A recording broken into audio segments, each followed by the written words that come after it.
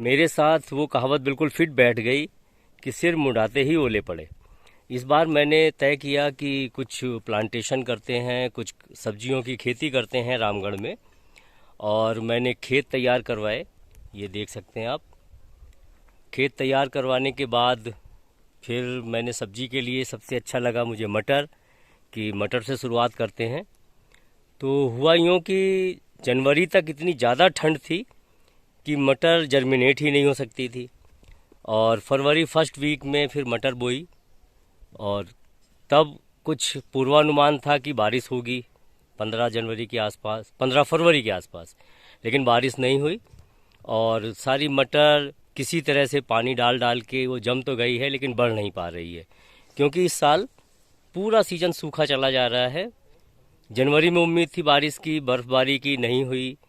इसमें फरवरी में भी नहीं हुई और अब मार्च के 2-3 दिन बीत चुके हैं, अभी तक बारिश का कोई अता पता नहीं है। तो मैं दिखाता हूँ मटर की हालत। ये देखिए, मटर उग आई है लेकिन फैल नहीं पा रही है, छोटी छोटी होकर रह गई है, क्योंकि पानी की कमी है। तो इस तरह से बिल्कुल फिट बैठ रहा है कि सिर मुंडाते ही ओले पड़े। और काश सचमुच में ओले पड़ जाते तो मेरी ये फसल और अच्छी होती।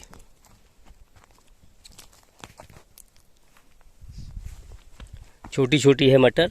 अब यही उम्मीद है कि थोड़ा सा पानी बरस जाए, या हम इंतज़ाम भी कर रहे हैं अलग से कृत्रिम रूप से पानी देने का। इसके लिए नदी से पानी लेकर आना पड़ेगा और फिर इसकी सिंचाई होगी। सब जगह मटर तो उग आई है लेकिन वो बहुत छोटी छोटी है, और नीचे के खेतों तक भी यही हालत है। मटर उगी हुई है लेकिन बढ़ नहीं पा रही है। तो किसान की सबसे बड़ी विडंबना यही है कि बहुत कुछ वो प्रकृति पर निर्भर है कि जब बारिश हो तो उसकी फसल हो पाती है। सब जगह कृत्रिम रूप से पानी देना भी संभव नहीं होता है, और इस बार पहाड़ों पर बारिश का बहुत ही बुरा हाल है, हो ही नहीं रही है।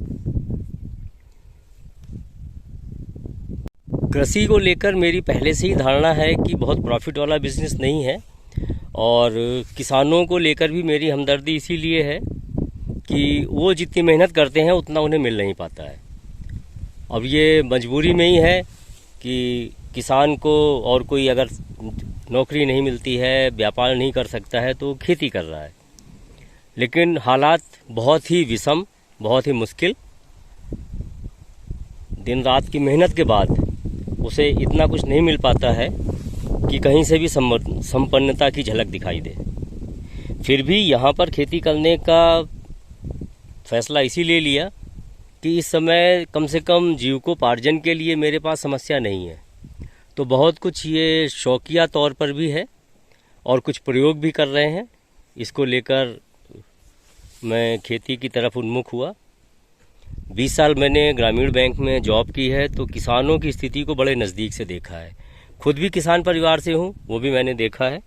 किसान के घर में चमक दमक तभी होती है जब उसका एक बच्चा कहीं बाहर नौकरी में हो या कोई बिजनेस कर रहा हो। केवल किसानी पे रहने वालों के यहाँ हमने चमक दमक नहीं देखी है। एक आधा कोई अपवाद हो जिसके पास बहुत ज़्यादा ज़मीन हो, काश्तकारी हो, सब साधन हो पानी के, अदरवाइज उनके यहाँ संपन्नता देखी नहीं, जो केवल कृषि पे निर्भर रह के अपना काम धंधा चला रहे हो। तो इस तरह से ये है। अभी कुछ और भी विचार है कुछ प्रयोग करने का। जैसे ये पेड़ हैं, इनमें छायादार जगह है। यहाँ पर कृषि के बहुत ही अच्छे जानकार हैं लाल सिंह जी, उनसे मैंने राय मशवरा किया है। तो कह रहे थे यहाँ अदरक और हल्दी दो को हम उपज ले सकते हैं, उसकी भी तैयारी चल रही है, खेत तैयार करा दिए हैं। तो कुल मिलाकर वही बात है कि परिस्थितियाँ बड़ी प्रतिकूल हैं। मैंने अपने बाबा जी से कुछ किस्से सुने थे कि उन्होंने जंगल को तोड़कर खेत तैयार किए थे, और आज लगभग उसी मोड़ पे मैं खड़ा हूँ। और ये जितने भी खेत आप देख रहे हैं, इसमें से पत्थर निकाल निकाल के उसको खेत की शक्ल दी है। लगभग जंगल तोड़कर ही ये खेत तैयार किए गए हैं। बड़े बड़े पत्थर इसमें से निकल रहे हैं, तब ये मिट्टी मुलायम होके, अभी कम से कम 2 या 3 बार जब इस पर खेती हो जाएगी तब ये जगह कुछ अच्छी बन पाएगी। चैलेंजेस लेने में मज़ा आता है और हौसला भी काफ़ी ऊंचा रहता है, और यही सब मुझे यहाँ तक लाया है। और मैं देखता हूँ कुछ और बेहतर कर पाऊँ। आपको समय समय पे मैं इसके बारे में दिखाऊंगा भी कि आखिर हम इसमें क्या कर पाए और कहाँ तक हमारी कोशिश रंग लाई।